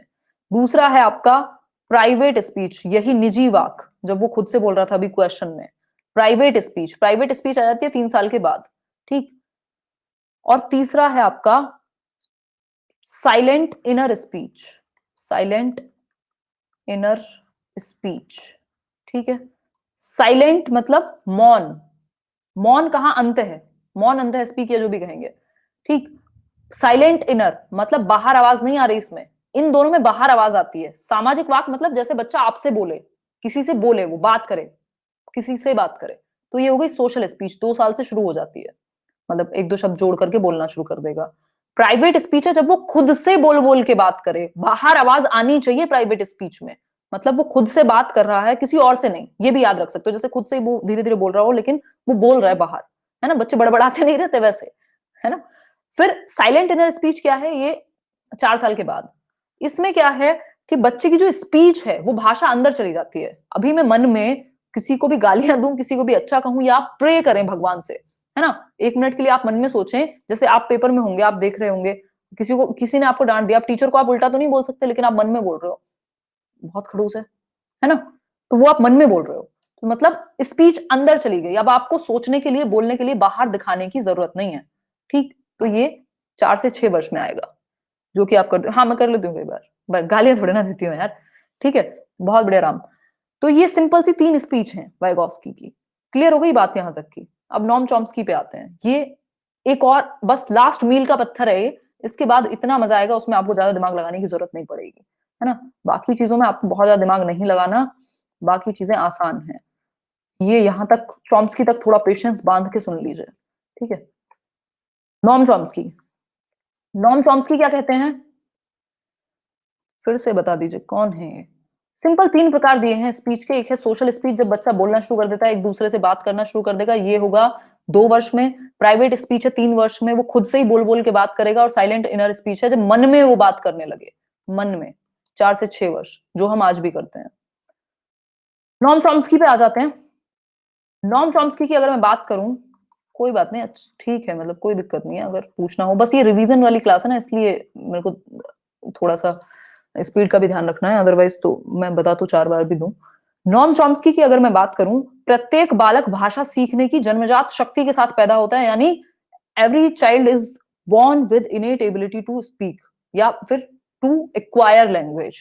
ठीक है, तो जन्मजात, जो भी बात हो जाए जन्मजात शक्ति की, मतलब आप, ये जो शक्ति है, ये जो आपका एक टूल है, ये है लैंग्वेज एक्विजिशन डिवाइस, भाषा अधिग्रहण यंत्र कहते हैं इसको, जिसके माध्यम से आप भाषा सीख पाते हैं। और ये आप जन्म से लेकर के पैदा होते हैं, और ये 5 वर्ष तक सबसे ज्यादा प्रभावी रहेगा, उसके बाद ये कमजोर पड़ने लगेगा। तो जो आपका एलएडी है, ये वीक होता है। अगर आप वयस्क होकर के भाषा सीखेंगे या किशोरावस्था के बाद भाषा सीखेंगे तो आपको प्रॉब्लम होगी। ये कम उम्र में बहुत तेजी से अर्जित कर लेता है भाषा को। इसका काम क्या है? ये ग्रामर के रूल्स को, जो व्याकरण के नियम हैं या भाषा के जो नियम हैं, उनको जनरेट करता है, यानी उनको निर्मित भी कर सकता है। थर्ड पॉइंट देख लीजिए, विश्व की सभी भाषाएं एक ही मूल व्याकरण यानी यूनिवर्सल ग्रामर से संबंधित है। मतलब दुनिया की जितनी भी लैंग्वेजेस हैं, उनके कुछ स्ट्रक्चर का कुछ हिस्सा सिमिलर है, जो मूल व्याकरण है वो सिमिलर है, एक उनका फंडामेंटल जो स्ट्रक्चर है वो कहीं ना कहीं सिमिलर है, जिसे समझने में एलएडी हमारी सहायता करता है। ये जो हमारे ब्रेन में लैंग्वेज एक्विजिशन डिवाइस है, ये हमें मदद करेगा किस चीज में? ग्रामर के रूल्स को जनरेट करने में। ठीक है, मतलब हमारे अंदर हार्ड वायर्ड ही कुछ ऐसे रूल्स होते हैं जो हमें सीखने नहीं पड़ते ग्रामर के, वो इनेट होते हैं, वो आप ऐसे ही एक्वायर कर लेते हो बिना किसी के सिखाए। ये इसमें मदद कौन करेगा? Language acquisition device. तो सार्वभौमिक व्याकरण की बात आ जाए, भाषा अधिग्रहण यंत्र की बात आ जाए, जन्मजात सीखने की भाषा क्षमता की बात आ जाए, तीनों बातें नॉम चॉम्स्की कहेंगे। क्लियर हो गई बात यहां तक की? अब जरा क्वेश्चन सॉल्व कर लीजिए, पहले सुनिएगा, मैं पोल दूंगी। भाषा अर्जन क्षमता किसके साथ संबंधित है? भाषा अर्जन क्षमता किसके साथ संबंधित है? प्याजे, चॉम्स्की, स्किनर, ब्रूनर, कौन है? चार ऑप्शन है, बताइए एक बार। बी ऑप्शन है, सी ऑप्शन है, डी ऑप्शन है, ए ऑप्शन है, क्या सही है? एक बार और बता दूंगी प्रियंका, पहले आंसर करो पोल में। पोल में आंसर करो एक बार। लैंग्वेज एक्विजिशन डिवाइस, LAD कहेंगे उसको, ठीक है? इंग्लिश वाली क्लास शायद आपने ली नहीं है, मैंने उसमें भी बताया हुआ है, ये CDP में भी आता है, ये टॉपिक कॉमन है। बस लैंग्वेज में आपको ध्यान से पढ़ना होता है। नितिन अभी बताऊंगी दोबारा, टेंशन ना लो, बताऊंगी। आंसर कर दो पहले। 10% लोग अभी भी कंफ्यूज हैं। ध्यान से सुनो भाई, चाय वाय मत पियो, छोड़ दो सब कुछ। 1 घंटे की बात है, 10 नंबर मिल रहे हैं 1 घंटे में, दिला नहीं सकता कोई। बताओ एक बार, देखो एक बार, देखो भाषा अर्जन क्षमता मतलब भाषा को अर्जित करने की क्षमता जो है, ये बात सिर्फ चॉम्स्की कहते हैं, बाकी किसी ने एक्वायर करने यानी अर्जन करने पे कोई बात नहीं कही है। अगर मैंने अभी डिस्कस किया था, प्याजे क्या कहेंगे? संज्ञानात्मक विकास से जुड़ी हुई है भाषा, संज्ञानात्मक स्तर जितना बेहतर होगा भाषा अपने आप अच्छी हो जाएगी, या संज्ञानात्मक विकास के साथ भाषा आगे बढ़ती है, ऐसा प्याजे कहेंगे। और अहम केंद्रित वाक्य यानी ईगोसेंट्रिक स्पीच को उन्होंने कोई इंपॉर्टेंस नहीं दी। ठीक, इसी ईगोसेंट्रिक स्पीच को वाइगॉस्की ने निजी वाक कहा, प्राइवेट स्पीच कहा, और वाइगॉस्की ने कहा कि सामाजिक अंतःक्रिया यानी सोशल इंटरेक्शन से हम लैंग्वेज सीखते हैं। क्लियर हो गई बात? 3 प्रकार की स्पीच थी वाइगॉस्की की, मैंने डिस्कस कर दी थी। अपने आप को परेशान मत करो, सिंपल चीजें जो पता है आपको सिर्फ उसके हिसाब से आंसर करना, घबराने की जरूरत ही नहीं है आपको। आप नई बातें क्यों लगा रहे हो अपनी तरफ से? भाषा अर्जन की क्षमता जन्मजात है, या भाषा अर्जन कर सकते हो, चॉम्स्की ने कहा है, प्याजे ने ऐसी कोई बात नहीं कही। ठीक है बात? खैर, हाँ ये रिकॉर्डेड मिल जाएगी निकिता, ये सारी क्लास रिकॉर्ड हो जाती है, कोई दिक्कत नहीं है। सिंपल बात, नॉम चॉम्स्की की बात हो रही थी। नॉम चॉम्स्की ने क्या कहा है अगर मैं कहूं तो? नॉम चॉम्स्की ने कहा है बच्चा जन्मजात क्षमता लेकर के पैदा होता है। दूसरा, लैंग्वेज एक्विजिशन डिवाइस कहा जाता है जिसकी क्षमता से, हमारे ब्रेन में एक लैंग्वेज एक्विजिशन डिवाइस है नॉम चॉम्स्की के हिसाब से, जिसको भाषा अधिग्रहण यंत्र कहा जाएगा, लैंग्वेज एक्विजिशन डिवाइस। ठीक है, क्लियर हो गई बात? तो ये भाषा अधिग्रहण यंत्र हमें ग्रामर के रूल्स को जनरेट करने में मदद करता है ना? हमारी विश्व की सभी भाषाएं एक ही मूल व्याकरण से संबंधित हैं, जिसको यूनिवर्सल ग्रामर कहते हैं, कि एक ग्रामर है जो सभी भाषाओं में कुछ स्ट्रक्चर्स कॉमन होते हैं, जिनको हमारा LAD एक्वायर कर लेता है और उसको सीखने की जरूरत नहीं पड़ती, बस आप अर्जित कर लेते हो ग्रामर के कुछ रूल्स को। और ये ग्रामर के रूल्स ज्यादातर सभी लैंग्वेजेस में कॉमन है, जिसको यूनिवर्सल ग्रामर यानी सार्वभौमिक व्याकरण कहते हैं। ऑफलाइन देख सकते हो बाद में रिकॉर्ड करके। ठीक है, शिखा अपना इंटरनेट कनेक्शन चेक कीजिए। अब बाकी बातें कर लेते हैं, यहां तक की बात होपफुली क्लियर हो गई होगी। रिवाइज कर लेना, यहां तक की वीडियो फिर से देख लेना रिकॉर्ड होने के बाद, बिल्कुल समझ आ जाएगा। इतने आराम से मैंने पता नहीं कब समझाया होगा लास्ट टाइम। समझते हैं चलो एक बार, कुछ चीजें समझ लेते हैं, ये बहुत आसान है, इनमें आपको दिमाग लगाने की जरूरत पड़ेगी नहीं। देखिए, ये क्वेश्चन पूछा हुआ है CDP में भी। शिक्षण क्या है? जो टीचिंग और लर्निंग की प्रोसेस है, जो टीचिंग की प्रोसेस है, उसमें 3 पक्ष हैं, त्रिआयामी है, ट्राइपोलर है, 3 पोल्स हैं। पहले एडम्स ने कहा था, ये जॉन डुई ने दी है ट्राइपोलर जो एजुकेशन है। पहले एडम्स ने सिर्फ 2 पोल की बात की थी, कि सिर्फ द्विचक्रीय है, जो भी कहेंगे आप। इसमें एक तरफ था टीचर और दूसरी तरफ था स्टूडेंट। लेकिन ये आज के टाइम पे जॉन डुई का ट्राइपोलर है, त्रिआयामी, जिसको हम आज के टाइम पे फॉलो करते हैं। 3 आयाम है, जैसे ये ट्राइंगल है ना आपके सामने, इसके 3 आयाम है। एक आयाम है ये वाला, ये आयाम हुआ मान लीजिए टीचर, ये है टीचर। दूसरा आयाम है आपका छात्र यानी स्टूडेंट। ठीक है बात? तीसरा आयाम है आपका विषय वस्तु यानी करिकुलम। करिकुलम, ठीक है बात? विषय वस्तु यानी करिकुलम, या फिर एनवायरमेंट भी आप इसको कह सकते हो। ठीक है, तो ये 3 ध्रुव हैं इसमें। जो आपकी टीचिंग लर्निंग की प्रोसेस है। सिंपल है, इसमें और कुछ नहीं है जानने को। करिकुलम आपका जिसमें सिलेबस भी आ जाएगा, जिसमें सारी एक्टिविटीज आ जाएंगी, जिसमें जो भी प्रेयर से लेके सिलेबस से लेके स्पोर्ट्स से लेके हर चीज करिकुलम में आती है। ठीक है, सिंपल हो गई बात, आगे बढ़ते हैं। हाँ, वही मैंने बताया, कभी कभी करिकुलम की जगह एनवायरमेंट दे देगा, यानी परिवेश लिखा हुआ है। ये आप, मैंने जितना भी जो भी लिखा है ना इस पीपीटी में, ये आप डाउनलोड कर लेना। व्यू पीडीएफ का ऑप्शन होगा जब ये वीडियो अपलोड हो जाएगी यहाँ, और उसमें दो ऑप्शंस होंगे, एक होगा विद एनोटेशन और एक होगा विदाउट एनोटेशन। विद एनोटेशन कर लेना, जिसमें मैंने जो भी स्लाइड पे लिखा हुआ है वो सारा डाउनलोड हो जाएगा, तो आपको कोई टेंशन लेने की जरूरत नहीं है। पीडीएफ यहीं मिल जाएगी जैसे ही क्लास ओवर होगी। ठीक है बात। शिक्षण सूत्र, अब शिक्षण सूत्र मतलब टीचिंग के प्रिंसिपल्स। ठीक है, मैग्जिम्स कहेंगे, प्रिंसिपल्स नहीं, मैग्जिम्स कहेंगे। इन सूत्रों से क्या होता है, आसान बन जाती है जो आपकी प्रोसेस है, वो बेहतर या इफेक्टिव बन जाती है, प्रभावशाली बन जाती है। इन सूत्रों का इस्तेमाल अगर आप करेंगे तो आपकी जो शिक्षण अधिगम प्रक्रिया है वो अच्छी बन जाएगी। पहला है, इसमें मोस्ट इंपॉर्टेंट को ही रखा है, नहीं बफरिंग यहां से नहीं है शिखर।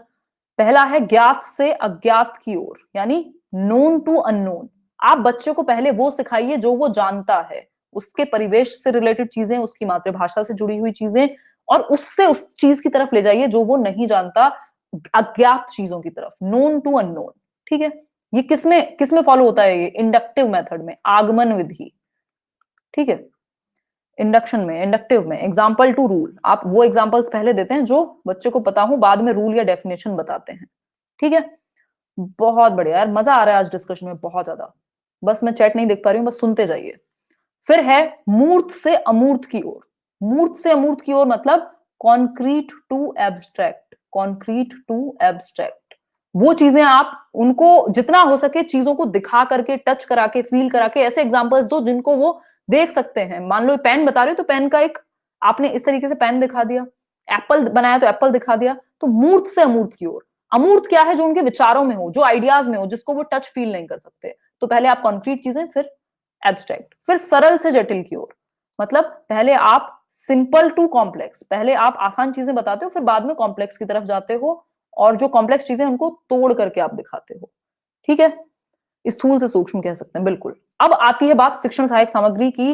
3 से 4 नंबर, 3 नंबर तो मिनिमम लिख लो, चाहे कहीं मिल लेना मेरे से इसके बाद, क्लास के बाद। अगर पेपर में 3 नंबर का ये शिक्षण सहायक सामग्री पूरे पेपर में तो खैर ज्यादा का मिल जाएगा, बट अगर मैं बात करूं इसकी आपके हिंदी हिंदी की भी, तब भी 2 से 3 नंबर तो मिनिमम बोल रही हूं मैं, इससे कम नहीं आएगा। 2 नंबर 3 नंबर में आ जाता है यार। बफरिंग यहां से तो कोई भी बफरिंग नहीं है, मतलब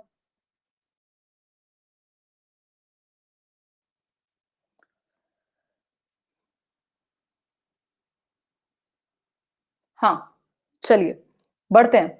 अभी अभी क्लियर हो गया होगा, मैंने एक बार और रिफ्रेश किया है। ठीक है, अब ये बहुत आसान है, बस इसको ध्यान में रखना पड़ेगा कुछ चीजों को। शिक्षण सहायक सामग्री 3 प्रकार की मेनली होती है, लेकिन इसमें चौथा प्रकार भी हमने ऐड किया है, उसको बाद में समझेंगे। आप 3 समझ लेना, इससे काम चल जाएगा। दृश्य सामग्री होती है, और ये सभी जगह काम आएगा। विजुअल एड्स, जो टीचिंग एड्स होते हैं ना, उसी को तो सामग्री कहते हैं, जिसकी सहायता से आपका जो टीचिंग लर्निंग है वो इफेक्टिव बनेगी, प्रभावशाली बनेगी, बच्चे का इंटरेस्ट बढ़ेगा अगर आप अच्छी शिक्षण सहायक सामग्री इस्तेमाल में ला रहे हैं तो। अब वो चार्ट हो सकता है, वो ऑडियो कोई कैसेट हो सकती है। दृश्य सामग्री मतलब विजुअल एड्स, जिनको देख करके वो सीख सके। अब इसमें क्या हो सकता है, इसमें आपका चार्ट हो सकता है, इसमें आपका कोई मॉडल हो सकता है ना, इसमें आपका, और बताओ कितनी सारी चीजें हो जाएंगी इसमें तो। हाँ, कोई बात नहीं सोनाली, दैट्स ओके। ठीक है, इसके अलावा अगर मैं बात करूं, या ग्लोब हो सकती है, वो घुमा के ग्लोब नहीं दिखाते थे टीचर पहले, वो ग्लोब हो सकती है। इसके अलावा श्रव्य सामग्री होती है, जो ऑडियो एड्स, ऑडिटरी, ऑरल भी कह सकते हो आप इनको। इसमें बच्चा सुनेगा, श्रव्य मतलब कानों का इस्तेमाल होगा। ठीक, अब ये श्रव्य सामग्री आपकी रेडियो हो सकती है, ग्रामोफोन हो सकती है ना। बहुत बढ़िया लिख रहे हो आप लोग, गजब, बिल्कुल बहुत बढ़िया। दृश्य श्रव्य क्या है, ऑडियो विजुअल, मतलब आवाज भी आए और चित्र भी चले, ऑडियो विजुअल। ठीक है, इसको टीवी कह सकते हैं। आज के टाइम पे प्रोजेक्टर वगैरह जो स्पेशली आजकल आ गए हैं, एलईडी, कोई कंप्यूटर हो सकता है, इस तरीके की चीजें जिनमें आवाज भी आए और देख भी सके। ठीक है, बात क्लियर हो गई, बात यहां तक की। स्मार्ट बोर्ड आपके पीछे लगा हुआ है, बिल्कुल सही बात, बहुत अच्छा एग्जाम्पल दिया आप लोगों ने। हाँ हाँ, जो आप कर रहे हो ये ऑडियो विजुअल है, बिल्कुल सही बोल रहे हो आप लोग, बहुत तेजी से यार आपके कमेंट्स जा रहे हैं। पेशेंस बना के रखिएगा। हाँ, बिल्कुल वर्तिका।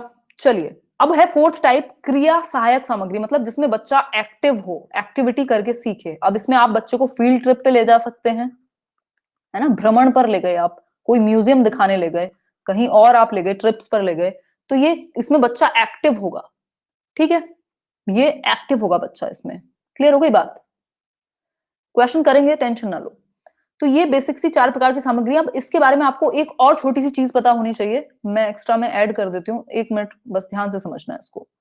अगर मैं बात करूं तो अब यहाँ पे हमने 3 प्रकार की सामग्री समझी है, 3 प्रकार के एड्स को समझा है। एक है हमारा ऑडियो, दूसरा है विजुअल, जैसे चार्ट्स होते हैं, तीसरा है ऑडियो विजुअल। अब कौन से बच्चे के लिए कौन सा काम का है?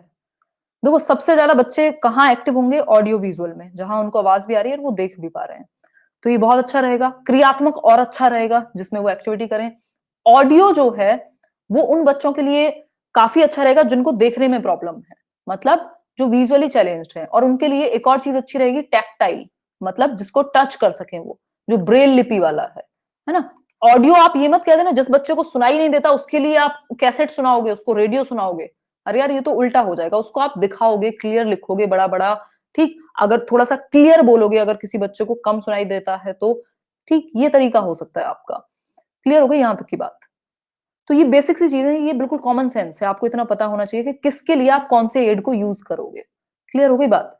अब देखते हैं थोड़ा सा, एक होता है बाल साहित्य, वो भी डिस्कस कर लेते हैं। अभी क्वेश्चन आपका आ ही रहा है, बाल साहित्य यानी चिल्ड्रंस लिटरेचर, इंग्लिश में भी कॉमन है, हिंदी में भी कॉमन है, चिल्ड्रंस लिटरेचर।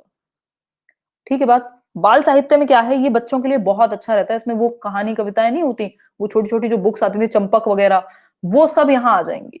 और यहाँ ये बड़ी इंटरेस्टिंग होती है, बच्चे की भाषा भी विकसित होती है और उसको इंटरेस्ट भी आता है। करेंगे, पूरा करेंगे, असेसमेंट भी करेंगे, इसमें कोई दिक्कत नहीं है। अभी आ जाओ थोड़ा सा, प्राथमिक स्तर की पाठ्य पुस्तक में कार्टून, भाषण, विज्ञापन आदि बच्चों के भाषा क्षमता विकास में डैश हैं। मतलब कि अगर मैं बात करूं तो प्राथमिक स्तर यानी, प्राथमिक स्तर मतलब प्राइमरी लेवल। अगर मैं बात करूं प्राइमरी लेवल की, हालांकि पेपर 1 पेपर 2 दोनों के लिए है, उसमें पेपर 2 में कोई और लैंग्वेज कोई और वर्ड रख देगा, लेकिन होगा यही। प्राथमिक स्तर की पाठ्य पुस्तक में कार्टून्स दिए हुए हैं, भाषण दिए हुए हैं, विज्ञापन मतलब एडवर्टीजमेंट। तो ये भाषा क्षमता जो है बच्चे की, लैंग्वेज एबिलिटी, उसमें क्या करेगा? सहायक है, बाधक है, निरर्थक है, अनुपयोगी है। 4 ऑप्शन है, एक चूज कीजिए। पोल में आंसर कीजिए, लिखिए मत, आराम से पोल लेकर के आंसर कीजिए, 30 सेकेंड्स मिलेंगी आपको, आंसर कर दीजिए। कोई बात नहीं प्रिया, कई बार बहुत सारे नए लोग भी जुड़ते हैं, उनको नहीं पता पोल लेना है।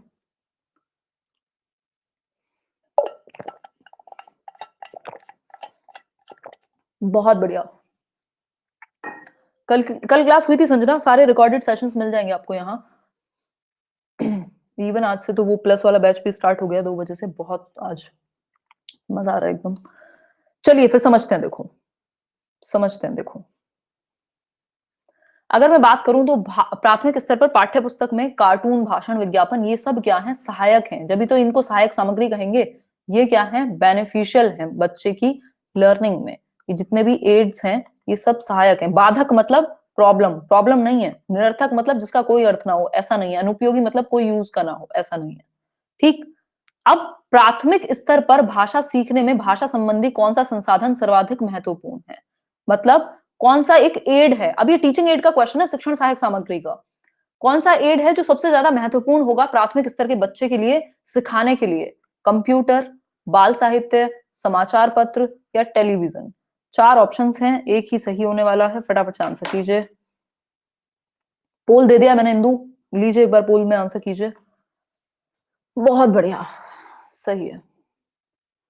बिल्कुल, जो चिल्ड्रंस लिटरेचर है वो बच्चा जुड़ पाएगा, क्योंकि आपको भाषा से मतलब है। आप कोई उसको कंप्यूटर का कोई ज्ञाता नहीं बना रहे हैं।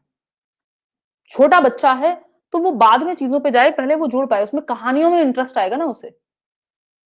थैंक यू पुजेश जी, कहानियों में इंटरेस्ट आएगा उसे। सिंपल हो गई बात, ये तो कोई इशू नहीं है। चलिए आगे बढ़ते हैं। अब ये नेक्स्ट टॉपिक है मूल्यांकन एवं उपचारात्मक। यहां से 1 नंबर पक्का मिनिमम, ये नैदानिक और उपचारात्मक शिक्षण से 1 नंबर पक्का है आपका। ठीक। फिर इसके बाद 1-2 क्वेश्चन करेंगे, भाषा कौशल पर आएंगे, जल्दी से कर लेंगे। हिंदी में भाषा कौशल में ज्यादा दिक्कत आती नहीं है, तो इसको कर लेंगे और फिर लेखन के प्रकार, श्रुत लेख से 1 नंबर का क्वेश्चन आता है, उसको समझेंगे और ये डिस्लेक्सिया से एक क्वेश्चन आएगा, उसको भी समझेंगे, ठीक है? फिर बहुभाषिकता एक छोटा-सा टॉपिक है, मतलब 15 मिनट में क्लास खत्म हो जाएगी, कोई दिक्कत नहीं है, ठीक है? मैक्सिमम 15 मिनट्स लगेंगे। चलिए, मूल्यांकन एवं उपचारात्मक शिक्षण कह सकते हैं हम। बिल्कुल हेल्प मिलेगी, ये हिंदी में आपको भयंकर हेल्प मिलने वाली है। बिल्कुल हेल्प मिलेगी यार। 1 मिनट रुको, अभी करेंगे कंटिन्यू।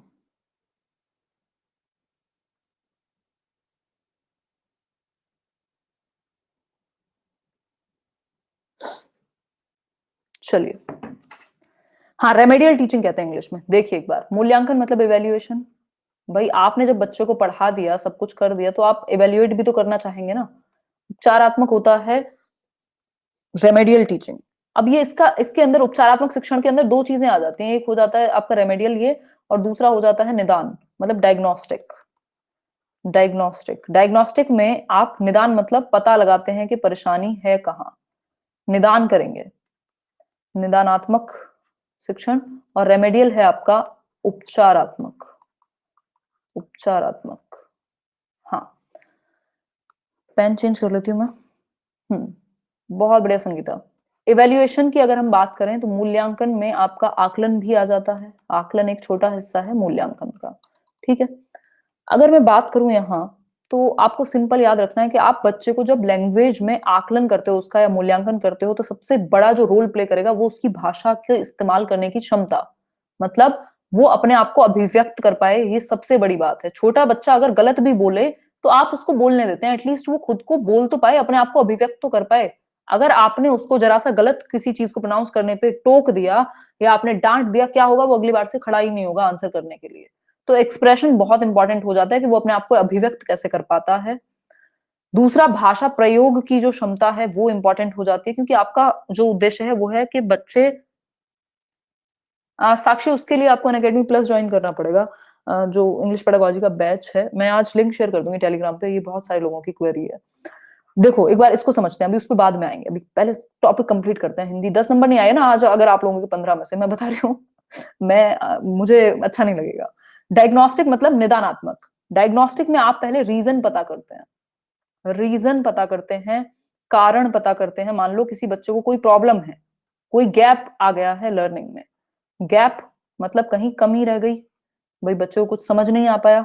आपने टेस्ट लिया, आपने टेस्ट लिया और आपने रीजन पता किया कि भाई प्रॉब्लम है कहाँ तुमको।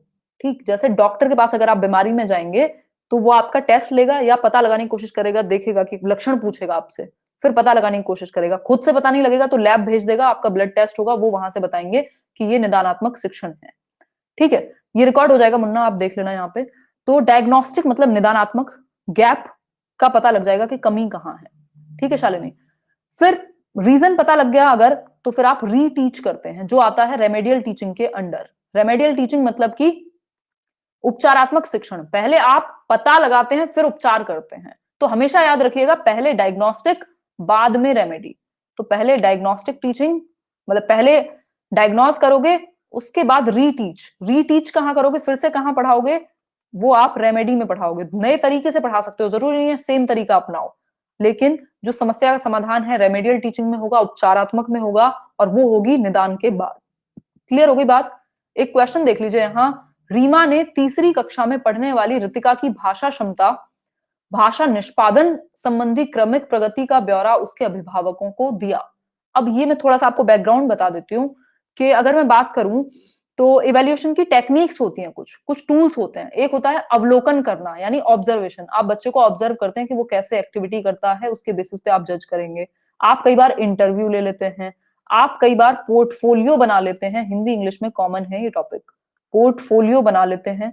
ठीक है, पोर्टफोलियो बना लेते हैं। पोर्टफोलियो में क्रमिक प्रगति होती है। क्रमिक मतलब, लो एक बार आंसर ही कर लो आप लोग, 4 ऑप्शन है, एक बार आंसर कर लो, फिर मैं आगे डिस्कस करूंगी।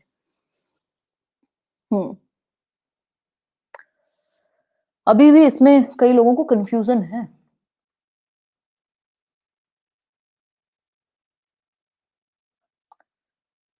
ध्यान मत दो सब पर, अपने ऊपर फोकस करो। ये जो आपके मार्क्स आएंगे पेपर में, किसी और को कोई फर्क नहीं पड़ रहा।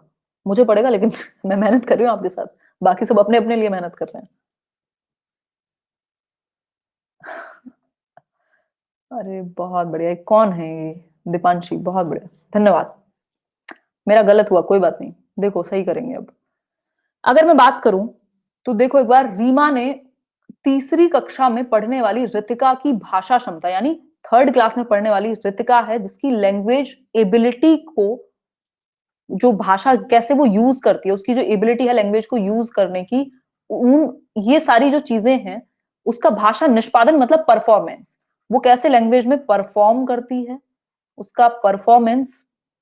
इसके अलावा संबंधी क्रमिक प्रगति का ब्यौरा, मतलब लैंग्वेज को यूज़ करना, उसमें परफॉर्म करना, उसकी सारी एक्टिविटीज़ करना, इन सब की एक प्रोग्रेसिव रिपोर्ट बनाई हुई है। मतलब प्रॉपर ब्यौरा रखा है शुरुआत से आखिर तक, जितने भी दिन वो है। देखो हमेशा याद रखना, अगर प्रोग्रेसिव या ऐसे क्रमिक क्रमिक प्रगति आ जाए, मतलब पोर्टफोलियो की बात हो रही है। पोर्टफोलियो में क्या है, लेट्स लर्न स्क्वायर्ड सर्च कर लेना दिलीप जी, LETSLEARNSQUAD, ठीक है। यार इग्नोर करो बाकी कमेंट्स को, मेरा भी ध्यान भटकता है, यहाँ आओ। पोर्टफोलियो की अगर मैं बात करूं, तो पोर्टफोलियो क्या है, इसमें आपका सारा ब्यौरा होता है, आपकी पूरी फाइल्स बनी हुई हैं, आपकी पिक्चर्स लगी हुई होंगी, और ये एक क्लास से दूसरी क्लास में आगे चलता रहता है, क्रमिक है। इसमें सारी विशेषताएं, जो भी बच्चा एक्टिविटी करता है उसका सारा कच्चा चिट्ठा है ये, ठीक। तो ये पोर्टफोलियो होगा। अवलोकन में तो आपने कुछ ऑब्जर्व किया, कुछ पॉइंट्स नोट कर लिए, जरूरी नहीं है सारी चीजें आपने लिखी होंगी। जांच सूची होती है, चेकलिस्ट, आपने कुछ कुछ चीजों पे देखा कि ये चीज इसमें है, पेशेंस है, ये है, तो टिक टिक टिक लगा लिया। लिखित परीक्षा का तो कोई मतलब ही नहीं है, ये तो फिर अपने आप में टेस्ट हो जाता। तो ये सिंपल सी बात हुई। एक क्वेश्चन और देख लीजिए, प्राथमिक स्तर पर बच्चों की भाषा आकलन करने का उद्देश्य, मतलब आप बच्चे की भाषा का आकलन क्यों कर रहे हैं प्राथमिक स्तर पर। प्राथमिक स्तर मतलब प्राइमरी लेवल पर, ठीक है। आकलन मतलब असेसमेंट।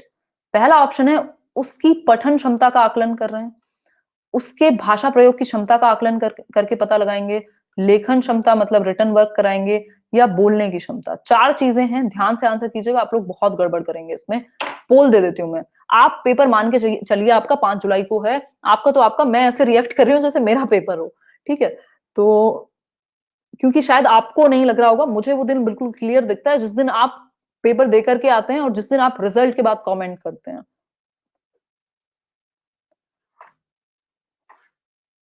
देखिए एक बार, 82%, कोई बात नहीं, गलत टिक हो गया तो। देखिए एक बार, 81% आंसर सही हैं। डी ऑप्शन में आप लोग कंफ्यूज हो रहे हैं, 18% लोग, 14% लोग डी ऑप्शन कह रहे हैं। रश्मि फर्स्ट आ गई, मनीष सेकंड, सचिन थर्ड। देखिए एक बार इसको, प्राथमिक स्तर पर बच्चों की भाषा आकलन का सबसे अच्छा तरीका रहेगा कि आप उसकी भाषा प्रयोग की क्षमता का आकलन करें। भाषा प्रयोग में सब आ जाएगा, चाहे वो उसका बोलना हो, या कैसे वो लिख के प्रकट करेगा, या जो भी है। तो बेसिकली वो लैंग्वेज को यूज कैसे करता है वो इंपॉर्टेंट है, सिर्फ बोलना नहीं, सिर्फ लिखना नहीं, सिर्फ पढ़ना नहीं। ये मत सोच लेना कि LSRW में स्पीकिंग पहले आएगा तो इसलिए हमने बोलने को चूज कर लिया था। यार ऑप्शन देखो, जो सबसे बेस्ट होगा ऑप्शन वही सही है। तो भाषा प्रयोग की क्षमता में अपने आप बाकी के ऑप्शन इंक्लूड हो जाते हैं। आगे देख लेते हैं, बहुत इंपॉर्टेंट, भाषा कौशल, और फिर लेखन के प्रकार और भाषा के विकार। कहानी खत्म, पैसे हजम, ठीक है। बस पैसे वाली क्लास नहीं थी, बट मतलब ऑब्वियसली प्रश्नों से ऊपर की बात है ये। देखिए समझिए एक बार, भाषा कौशल यानी लैंग्वेज स्किल्स, बहुत छोटा सा टॉपिक है यहाँ पर, ठीक। लैंग्वेज स्किल्स, लैंग्वेज स्किल्स क्या है, 4 भाषा कौशल हैं। सुनना, भाई पहले जब आप पैदा होते हैं तो सुनते हैं, आपके मम्मी पापा बोलते हैं हाँ कितना प्यारा बच्चा है, ये है वो है, पूरा प्यार करके, ठीक है प्रतीक्षा, धन्यवाद। फिर बोलना सीखते हैं आप धीरे धीरे, ला बा टा पा जो भी है। पढ़ना सीखते हैं आप, फिर ABCD आपके सामने पिक्चर बुक्स ला करके रख दी जाती हैं। फिर है लिखना, जो सबसे कॉम्प्लेक्स है, सबसे जटिल माना जाता है इन 4 स्किल्स में। क्लियर हो गई बात। तो ये बेसिक सी चीज हुई, ठीक है। इसमें जो सुनना, 1 मिनट रुको, बस ये लास्ट बड़ा सा टॉपिक है, इसके बाद मामला खत्म है। लेकिन 1-2 नंबर वहां से भी आएंगे, बहुभाषिकता और उन सब से भी। देखिए एक बार, सुनना और पढ़ना, मतलब आप लैंग्वेज को रिसीव कर रहे हैं, आप ग्रहण कर रहे हैं, तो इनको ग्रम्यात्मक कौशल कहते हैं। ग्रम्यात्मक कौशल कहते हैं। बहुत बढ़िया ऋचा, अच्छा लग रहा है आपको, सेशन पसंद आया। दूसरा है बोलना और लिखना। बोलना और लिखना जो है, ये उत्पादन, या हाँ उत्पादन ही कहेंगे, एक मिनट रुको। हाँ, ये आपका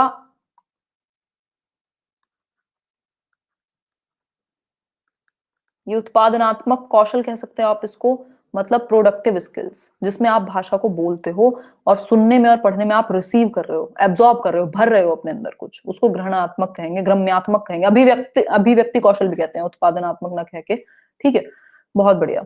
अब आ जाते हैं लेखन के प्रकार पर। लेखन के जनरली कई प्रकार बन जाते हैं, बट बहुत ज्यादा इंपॉर्टेंट है ये वाला। और अगर मैं बात करूं तो फटाफट से देख लेते हैं, फटाफट से देख लेते हैं, 1 मिनट लगेगी। सुलेख होता है जब बहुत सुंदर सुंदर नहीं लिखते थे, बिल्कुल सजा के एक एक वर्ड एकदम अच्छे से बना हुआ, शिरोरेखा जो है ये ऊपर वाली जो होती है, इसको बिल्कुल सीधा, या अगर ये जो आपका ये इसको पता नहीं क्या कहते हैं, इसको भी एकदम सीधा बनाए बच्चा, मतलब बनावट वगैरह इन सब पे ध्यान हो, कितनी दूरी छोड़नी है किस एक लेटर के बीच में, मतलब सुंदर सुंदर लिखावट को सुलेख कहते हैं हम, सुंदर बिल्कुल। ठीक है, और इसके बाद अनुलेख है। अनुलेख होता है वो आपकी कॉपी नहीं होती, वो जो बुक्स आती हैं आपकी, एक लाइन लिखी होती है, दूसरी लाइन में वैसी आकृति बनी हुई होती है, बच्चा उसके ऊपर हाथ चलाएगा या वैसी ही उसके ऊपर बनाएगा, तो ये होता है अनुलेख। ये आइडियल राइटिंग है जिसको वो देखेगा। बहुत बढ़िया एकता। श्रुतलेख क्या है? श्रुतलेख मतलब सुनना, श्रुत मतलब सुनना, डिक्टेशन कहेंगे, ये इंग्लिश में भी बहुत पूछा जाता है आपसे। डिक्टेशन का मतलब है आपको टीचर बोलेगा, यहां पढ़ना नहीं है, देख के लिखना नहीं है, सुन के लिखना है। तो टीचर बोलेगा और आप सुनेंगे और फिर लिखेंगे, इससे स्पेलिंग सुधरती है, सबसे इंपॉर्टेंट स्पेलिंग सुधरती है बच्चे की। लिखावट गंदी हो चलेगा, लेकिन यहां पर किस चीज पे फोकस है कि उसकी जो वर्तनी है वो सुधरती है, वर्तनी बेहतर होती है। कमेंट ले लिया प्रीति आपका। तो वर्तनी शुद्ध कराने के लिए आप क्या कराएंगे? श्रुत लेख करवाएंगे। प्रोनाउंसिएशन ठीक करना है तो आप बुलवाने की या सस्वर पठन करा सकते हैं, जिसमें वो जोर से लाउड रीडिंग करेगा। ठीक है, तो ये बेसिक सी बात है चांदनी, बहुत अच्छी बात। अब एक सेकंड लास्ट टॉपिक है आपके सामने, भाषा, भाषाई विकार, मतलब लैंग्वेज डिसेबिलिटीज या डिसऑर्डर्स, जो भी आप कहना चाहें। और क्षमता को क्या कहते हैं? एक बार बताओ यार। लैंग्वेज, बताइए एक बार। धन्यवाद जितने भी लोगों को सेशन पसंद आ रहा है, अमेजिंग, या जो भी लिख रहे हैं। डिसेबिलिटी नहीं यार, नहीं। हम इसको कहते हैं ना लैंग्वेज अक्षमता को, अक्षमता को डिसेबिलिटी नहीं, कुछ और कहते हैं, डेफिशिएंसी नहीं, चलो जो भी है, खैर हम मान लेते हैं यहाँ पर डिसऑर्डर ही मान लेते हैं, या डिसेबिलिटी मान लेते हैं, चलो ठीक है। हाँ ठीक है, तो अगर हम बात करें तो ये जो अक्षमता है या लैंग्वेज डिसेबिलिटीज हैं, मतलब भाषा के प्रोडक्शन में विकार आ जाते हैं कुछ, ये कह सकते हैं। अफेजिया, कुछ 3 बहुत इंपॉर्टेंट हैं, होने को तो कितने भी हो जाएं, 3 बहुत इंपॉर्टेंट है। एक है अफेजिया। अफेजिया मतलब बच्चे को भाषा बोलने में प्रॉब्लम होगी, उसको बोलने में प्रॉब्लम होगी बच्चे को। ठीक है, दूसरा है, धन्यवाद साजी, दूसरा है डिसलेक्सिया। डिसलेक्सिया है जब आपको पठन संबंधी विकार है, ये पठन संबंधी विकार है, रीडिंग डिसऑर्डर, बच्चा पढ़ नहीं पाएगा। भाई कारक लिखा है, उसको पढ़ने में प्रॉब्लम होगी, वो जो ईशान अवस्थी था तारे जमीन पर का, अयोग्यता, एग्जैक्टली। डिसग्राफिया, डिसग्राफिया मतलब ग्राफ से संबंधित है, ग्राफ मतलब लिखने से संबंधित है, ग्राफ बनाओगे हाथ से ना, तो वैसे याद रख लेना। और पीएच आया है तो साउंड से रिलेटेड है, मतलब बच्चे को बोलने में प्रॉब्लम होगी। ग्राफिया मतलब लेखन संबंधी, उसकी जो राइटिंग है वो एलिजिबल होगी, वो पढ़ नहीं पाओगे आप। ठीक है बात, तो एक सिंपल बात हो गई। राइटिंग डिसऑर्डर कौन सा होगा? डिस्ग्राफिया। पठन कौन सा होगा? तो डिसलेक्सिया। अफेजिया क्या है? बोलने से संबंधित। क्लियर बात यहाँ की? बिल्कुल प्रिंस। अब एक क्वेश्चन देख लीजिए, थोड़ा सा शांति से पहले पढ़िएगा, मैं वो दूंगी पोल। धन्यवाद रक्षा जी, बहुत बढ़िया। पठन वैफल्य बच्चों के प्राथमिक लक्षण क्या हैं? अब देखो, जिनका इंग्लिश मीडियम है उनको घबराना नहीं है, ये वर्ड्स देख के थोड़ा सा तुक्का लगाओगे समझ में आ जाएगा। पठन वैकल्य बच्चों के प्राथमिक लक्षण, न्यून अवधान विकार, खत्म होने वाला सेशन आपका 5 मिनट में। अपसारी, पढ़ने में धारा प्रवाहिता, धारा प्रवाह एक ही गतिविधि को करने वाले हैं, क्या है ये? बताओ एक बार, बताइए एक बार। 4 ऑप्शंस हैं, चूज कीजिए। पोल दे दिया है आपको, दे दीजिए पोल, दे दीजिए, मतलब पोल में आंसर कर दीजिए, लटक जाइए पोल से। पानी पी लेते हो, आज तो बिल्कुल डूब गई हूँ मैं, मतलब मुझे नहीं पता कि 1 घंटा कहाँ निकल गया। इससे पहले 1.5 घंटे की क्लास भी प्लस पे आज ऐसी ही चली है, मतलब मेरी एनर्जी वापस आ गई है।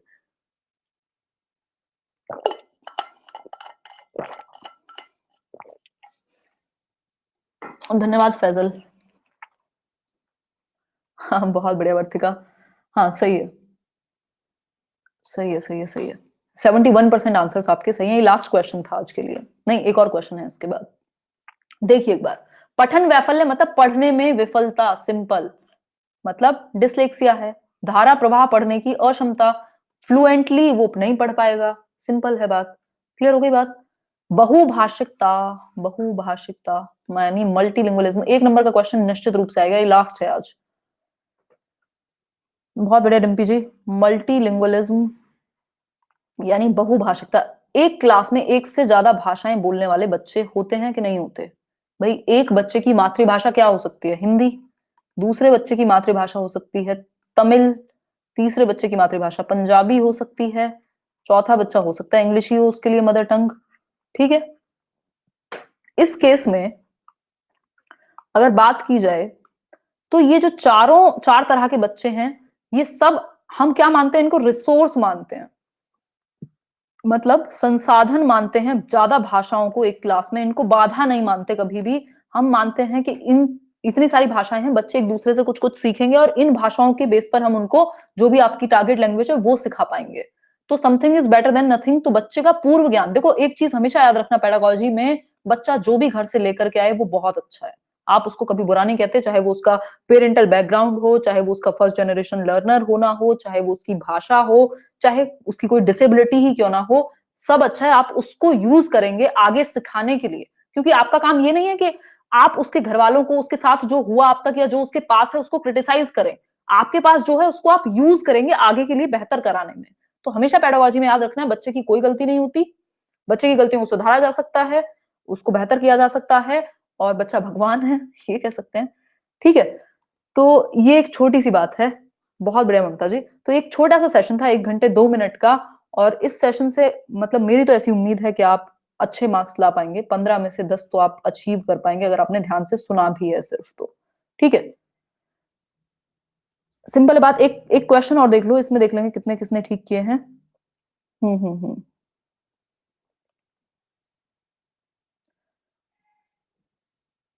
हिंदी नहीं आया तो आउट कर देंगे, क्या कह रहे हो आशीष?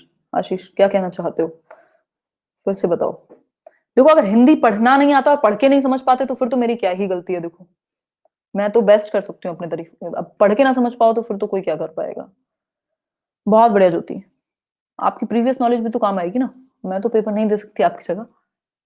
देखिए एक बार, बहुभाषिकता हमारी पहचान भी है और हमारी डैश व डैश का अभिन्न अंग भी है। तो अब आपको सही ऑप्शन चूज करना होगा। हिंदी में बड़ी ये स्टाइल है इनकी कि 2 ऑप्शन का कॉम्बिनेशन बना के कर देते हैं। 4 ऑप्शंस में दे रही हूं आपको, बताइए एक बार। 4 ऑप्शंस मैं आपको दे रही हूँ, एक बार चूज कीजिए एबीसीडी में से। पोल से लटक जाइए। पोल आ गया दीप्ति, दीप्ति पोल आपके सामने प्रस्तुत है। प्लस वाली क्लास क्या? अरे यार 1 मिनट रुको, निकल जाते हैं यार आप लोगों के कमेंट्स, मैं तो बिल्कुल नहीं पढ़ पाती हूँ। क्या कर सकते हैं, अब तो निकल गया, कुछ नहीं कर सकते। अच्छा, सेशन पसंद आया हो आज का तो एक पॉजिटिव फीडबैक जरूर देके जाना। और दूसरा, अगर आप लोग प्लस पे जुड़ रहे हो या कोई भी प्लान है इंग्लिश में, अगर ज्यादा दिक्कत है तो इंग्लिश पेडागोजी का चैप्टर वाइज रिवीजन है। एक क्लास आज हो चुकी है, 12 क्लासेस हैं टोटल, 1.5 घंटे की, 2 बजे से 3:30 बजे। मजा आ जाएगा आपको। अगर सिर्फ 1 महीना भी जुड़ना है तो वर्थ रहेगा, क्योंकि इंग्लिश पेडागोजी अच्छी हो जाएगी। ठीक है, रश्मि चंदक। ठीक है जी। तो सभ्यता, हमारी सभ्यता और संस्कृति का अभिन्न हिस्सा भी है भाषा। ठीक है बात। तो ये कहानी, ये जो पीडीएफ होगी, ये यहीं आपको डाउनलोड करने का ऑप्शन आ जाएगा। ये रिकॉर्डेड मिल जाएगी क्लास, यहीं अनअकैडमी पर ही रहेगी। स्पेशल जैसे आप जाते हो ना हिमांशी सिंह प्रोफाइल में, आप हिमांशी सिंह पर गए, अनअकैडमी प्लस पर आपने हिमांशी सिंह सर्च किया, वहां आपको दिखेगा, एक तो होगा प्लस, उसके नीचे जब आप स्क्रॉल करके जाओगे आपको स्पेशल क्लास का ऑप्शन मिलेगा। स्पेशल क्लास में ये सारी क्लासेस रिकॉर्डेड हैं। प्लस में वो कोर्सेज हैं जो पेड हैं, बाकी स्पेशल क्लास सारी फ्री होती हैं, ये रिकॉर्डेड होंगी। और इसमें आपको व्यू पीडीएफ का ऑप्शन मिलेगा हर वीडियो के साथ। और एक जगह होगा ना वॉच वीडियो, एक होगा उसके बराबर में व्यू पीडीएफ। वहां से पीडीएफ डाउनलोड कर लेना और विद एनोटेशन, जो मैंने जितना भी लिखा है इसमें वो सब मिल जाएगा। बाकी मैं ये कोशिश करूंगी ये पीडीएफ खुद डाउनलोड करके आप लोगों को टेलीग्राम पे भी दे दूं। ठीक है। तो टाइम का पता नहीं चला, मुझे भी नहीं लगा बिल्कुल भी। और ये एक छोटी सी बात हुई। और अगर आप लोग ये प्लस पर जुड़ रहे हैं तो एक सिंपल कूपन कोड का बहुत ज्यादा इस्तेमाल करेंगे, लेट्स लर्न विदाउट स्पेस, तो 10% डिस्काउंट अनअकैडमी भी देगा और मुझे भी पता लगेगा कि आप लोग मेरे थ्रू आए हैं।